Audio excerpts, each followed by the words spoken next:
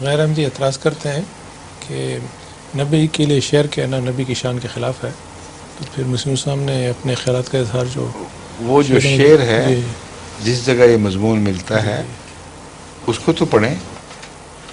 قرآن کریم شاعر کی جو تفسیر بیان فرما رہا ہے اس تفصیل کے ساتھ نبی کا کام نہیں ہے، مگر ان لوگوں میں جو شعر کہتے ہیں قرآن نے استثناء بھی تو رکھ دیا خود ہی، الا الذین آمنوا، جو ایمان لانے والے شعراء ہیں ان پر کوئی حرف نہیں ہے.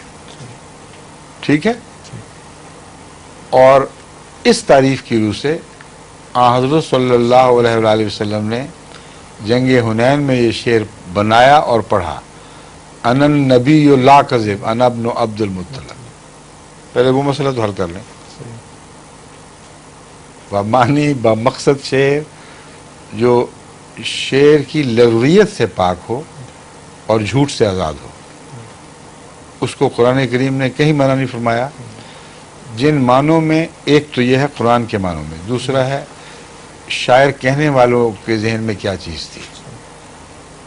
حضرت صلی اللہ علیہ وآلہ وسلم کو جب شاعر کہا جاتا تھا تو جھوٹے کے معنوں میں، اور ان معنوں میں کہ اس نے اپنی وحی اپنی شعری طاقتوں سے بنائی ہے، اس کا انکار ہے.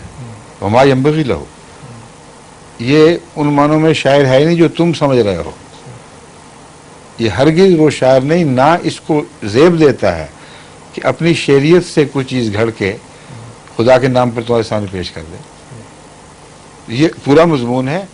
باقی اعتراض کا جنہوں نے بہانہ ڈھونڈنا وہ تو کرتے ہی رہتے ہیں، ان کو ٹکسالی کا چھوٹا سا جواب وہی کافی ہے کہ جنگ حنین پہ کیا واقعہ ہوا تھا.